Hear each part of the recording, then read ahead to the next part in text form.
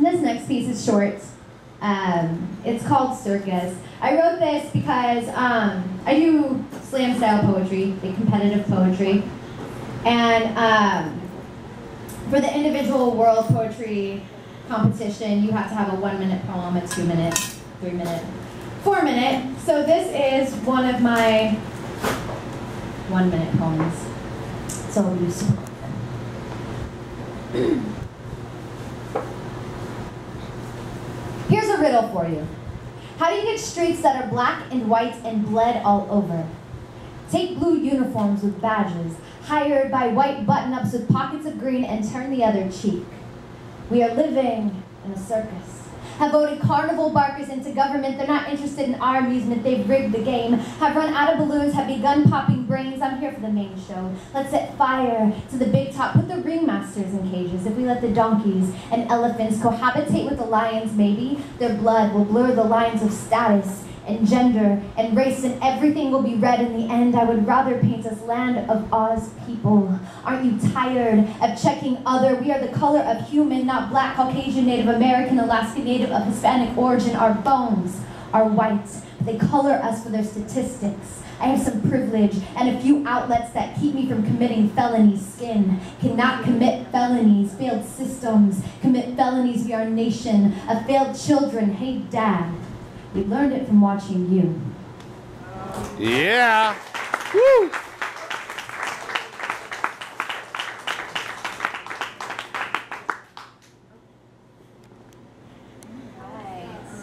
God, you guys are getting to know me so well.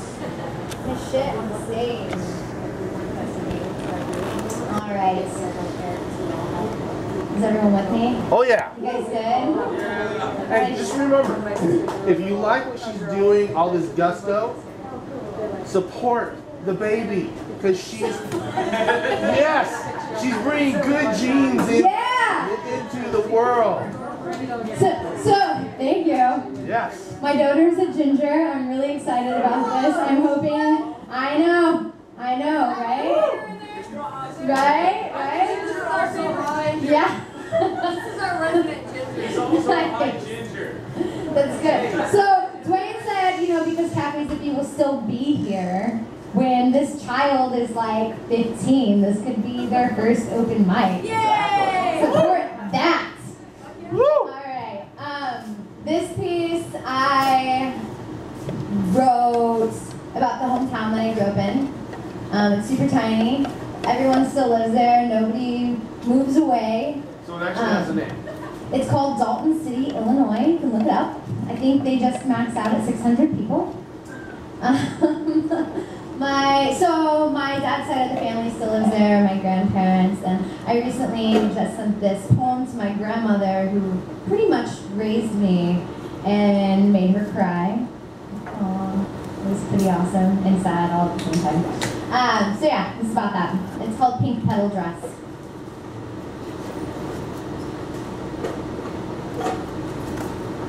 This forgotten town, with its broken-winged bird song, this family bruised and defiled, such denial in my grandmother's eyes. She rocked me so softly.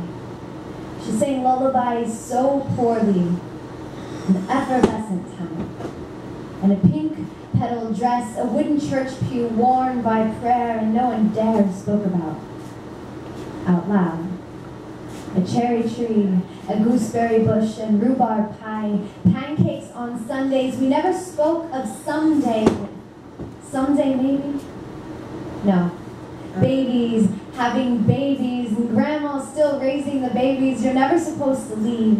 5 generations in 2 households, 1 tiny town, 550 proud, 99.2% white.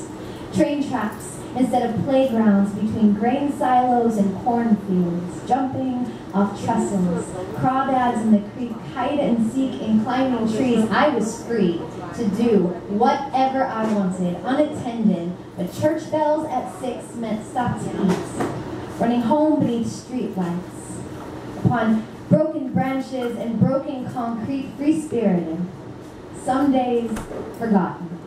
And I've forgotten if I knew of unhappy home. I knew no other way. Normalcy lived in my father's booze-soaked goodnight kiss and post-party playgrounds of beer can towers, trails of cigarette butts, and escaping to grandma's house. It sounds dysfunctional, and it was, but I strutted, independent. By 6 years old, I would say I mastered all of my 1 square mile, befriended bartenders and preachers the same, and I fearlessly played their games and hid in corners until I was old enough to make my escape. But some days, I still feel like that little town beat me, because some days I'm still hiding, and some days the guilt of leaving eats me, and some days my shoulders become shelves carrying the castaway concerns of my family. I have learned to balance them carefully, but the load is heavy. If only we could both learn to loosen our grip, we could only let go. It's held them so long, and the pull is too strong. An insidious addiction has broken their wings. They're stuck in this fallen nest, never learned to sing. This bird has escaped, never to return to the ground. This ground that unnerves me, with its turning, eroding, but the clouds, they clothe me like pink petal dress, hold me like my grandmother's eyes on days when I in church pew prayer worn. I self-soothe, sing pitch-poor hymns. I let the wind rock me like she once did, and I close my eyes and return to my grandmother's arms.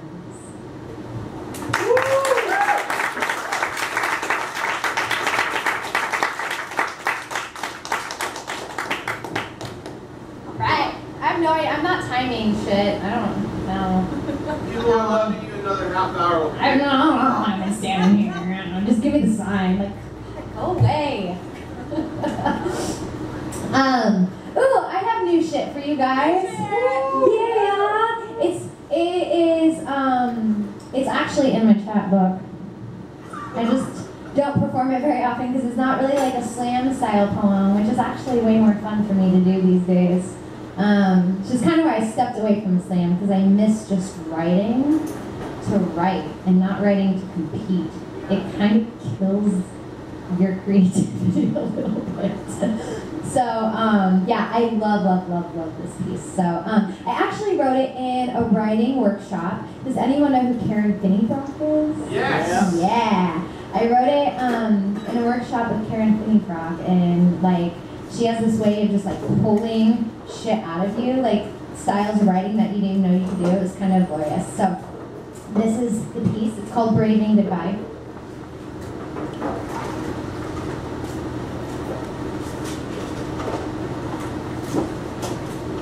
On the day you say goodbye to him, your breath will catch high in the noose of your throat.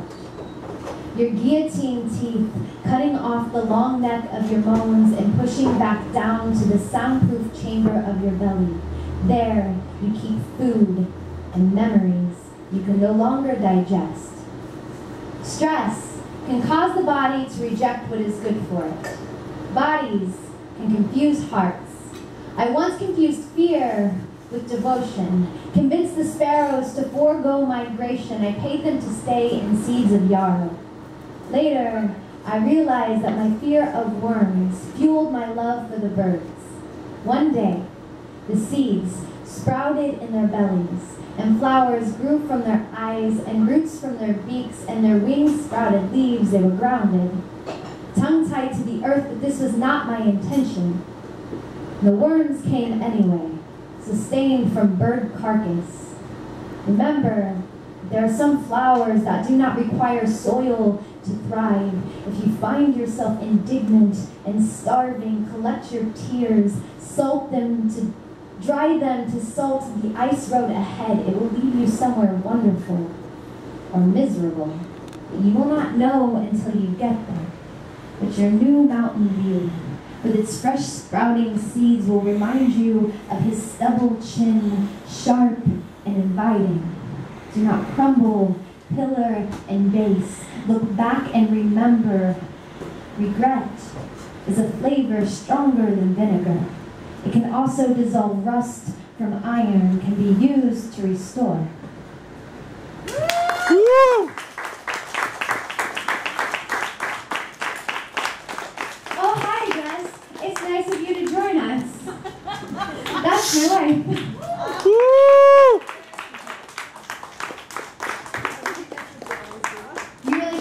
surprised because I always call you out whenever I have features.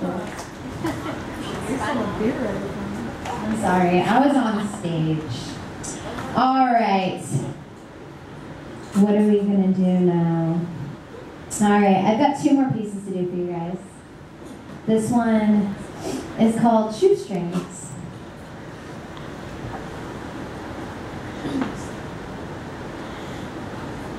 So this is how it happened.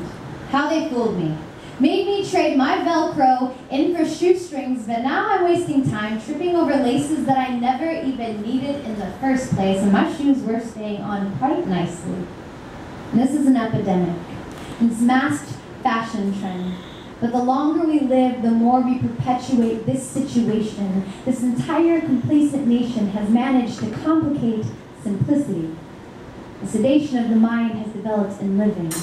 And we are living beyond our means, tangled in strings of the sexiest shoes we have ever seen, but we're bandaging blisters once we're alone, you know? I get paid on Sunday. Let's go home and make plans for how I'm going to spend my soul. My inner hippie's rock star is being torn. I want to hang diamonds off hemp cords, but I'm realizing I can't change the world's view from an overpriced view on the 15th floor. I grew up poor. I swore I would never again have to use towels as pillows, sleeping on one-room apartment floors, but I'm fearing now.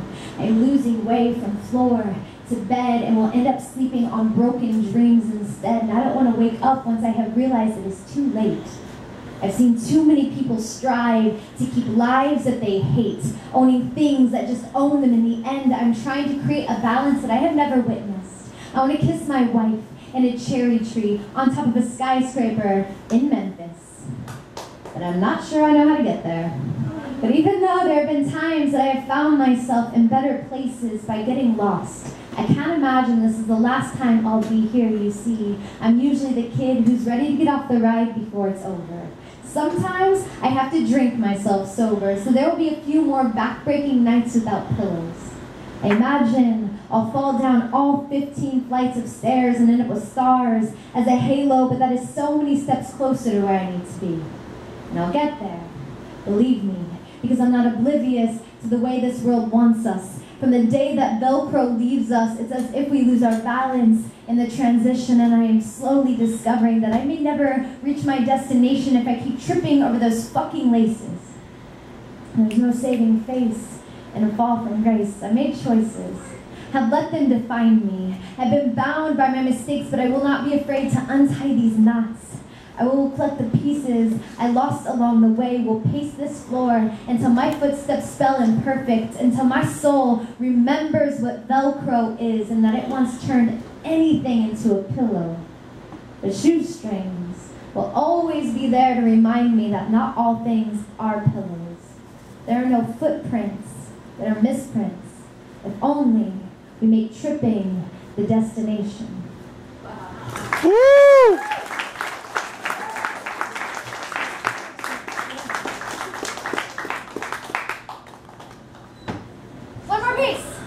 Yeah. Woo! Oh my gosh. I'm so excited to do this poem for you guys. I think you'll really appreciate it. I really do. It's very different. Got kind of serious. Now I'm going to get a little sexy on you guys. It's going to be good. It's going to be good. All right. This is called Scene 7, in which I get paid to give pleasure.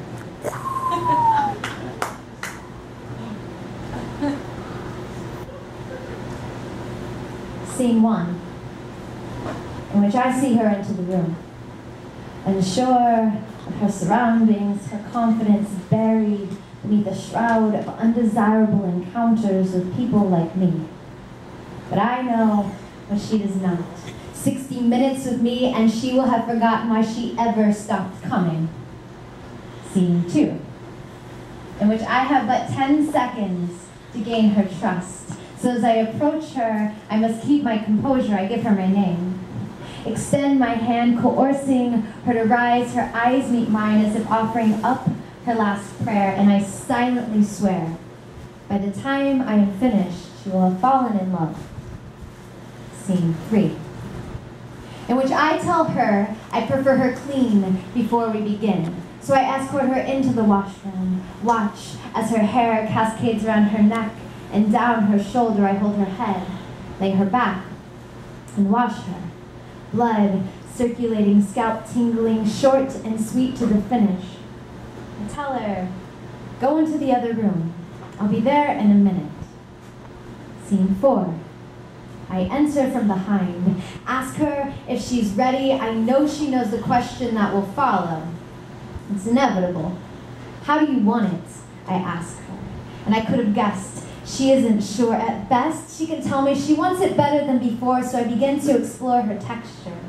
Tell her I'll move section to section, and if at any point it's not to your expectation, just stop me. She agrees. So I part her like Moses of the Red Sea.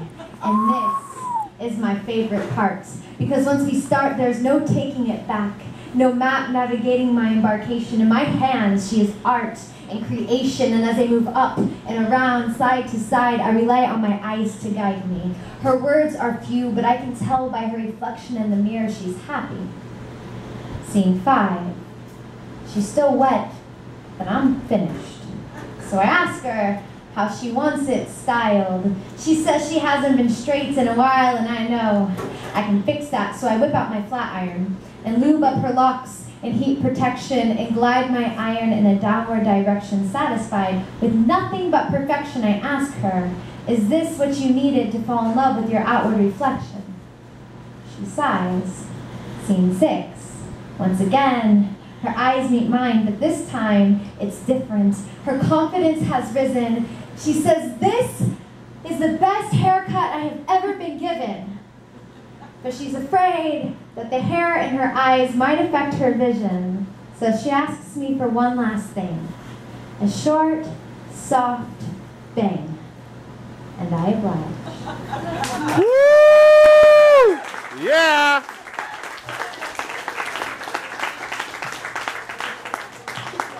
If any of you were confused by that, it was about a haircut.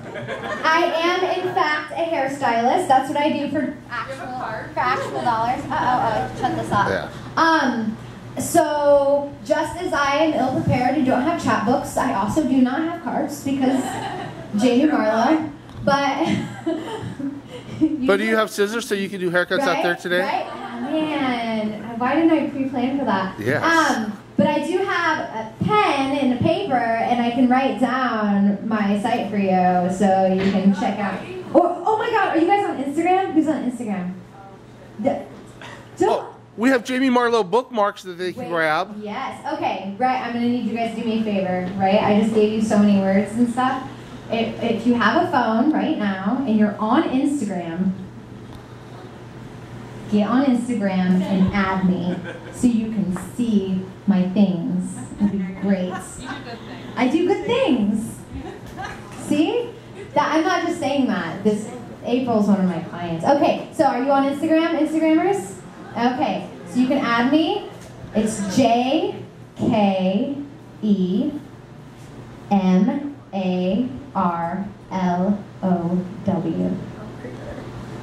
Yeah, I just got myself 2 new followers.